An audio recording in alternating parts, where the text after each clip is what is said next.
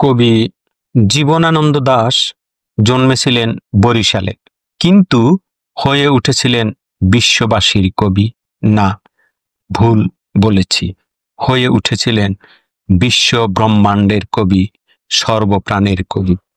তার জন্ম 1899 সালের 17 ফেব্রুয়ারি। পিতামহ সর্বানন্দ দাশ গুপ্ত 1890 সালের দিকে সপরিবারে বিক্রমপুর থেকে বরিশালে চলে যান। জীবনানন্দের বাবা সত্যানন্দ দাশ বিক্রমপুরে জন্মগ্রহণ করেছিলেন। সর্বানন্দ দাশগুপ্ত জন্মসূত্রে হিন্দু ছিলেন, পরে ব্রাহ্মধর্মে দীক্ষা নেন। তিনি বরিশালে ব্রাহ্ম সমাজ আন্দোলনের প্রাথমিক পর্যায়ে অংশগ্রহণ করেন। তার মানবহিতৈষী কাজের জন্য ব্যাপকভাবে সমাদৃত ছিলেন। জীবনানন্দের বাবা সত্যানন্দ দাশগুপ্ত সর্বানন্দের দ্বিতীয় পুত্র।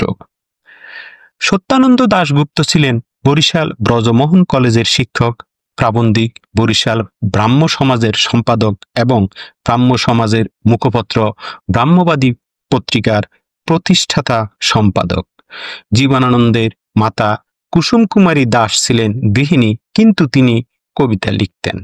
তার সুপরিচিত কবিতা আদর্শ ছেলে, যার দুটি লাইন এমন: আমাদের দেশে হবে সেই ছেলে কবে, কথাই না বড় হয়ে কাজে বড় হবে। কবিতাটি আজও শিশু শ্রেণীর পাঠ্য।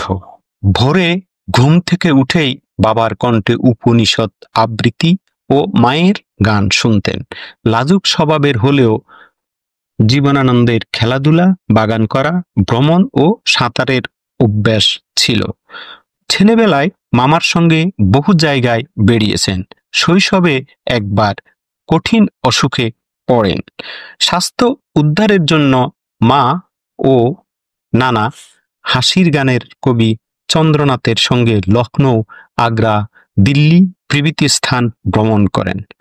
জন্মসূত্রে তার পদবী দাশগুপ্ত হলেও 30-এর দশকের শুরুতে জীবনানন্দ গুপ্ত বর্জন করে কেবল দাস লেখা শুরু করেন। 1908 খ্রিস্টাব্দের জানুয়ারিতে 8 বছরের জীবনানন্দকে ব্রজমোহন বিদ্যালয়ে 5ম শ্রেণীতে ভর্তি করানো হয়। বিদ্যালয়ে থাকার সময় তার বাংলা ও ইংরেজি ভাষায় রচনার সূচনা। এছাড়া ওই সময়ে তার ছবি আঁকার দিকেও ঝোঁক ছিল। 1915 সালে ব্রজমোহন বিদ্যালয় থেকে প্রথম বিভাগে ম্যাট্রিকুলেশন পরীক্ষায় উত্তীর্ণ হন। 2 বছর পর ব্রজমোহন কলেজ থেকে ইন্টারমিডিয়েট পরীক্ষায় আগের